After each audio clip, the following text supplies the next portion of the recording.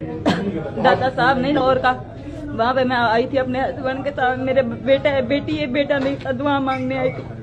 वो जेंट्स की तरफ चला गया, मैं लेडीज की तरफ चली गई। वहाँ पे बाजी जो लड़कियों को ले जाती है वो थी, तो कहती है मैंने मन्नत मांगी थी, मुझे अल्लाह ताला ने पोता दिया तो बिस्किट आई है, मन्नत के आप खा लो। एक बिस्किट खाया, एक बोतल का गिलास पिया, उसके बाद कुछ नहीं पता चला। वो पुलिस वाले ने पूछा लड़की को क्यों ऐसे लेके जा रहे हो, कहते इसे दौरा पड़ता है, इसे दौरा पड़ता है ना मिर्गी का, इसलिए ये ऐसे कारी है, तो हम इसलिए इसे उठा के लेके जा रहे हैं। फिर यहाँ पे लेके बाजी अपने घर में लेके आई। वहाँ पे 8 लड़कियां मौजूद थी।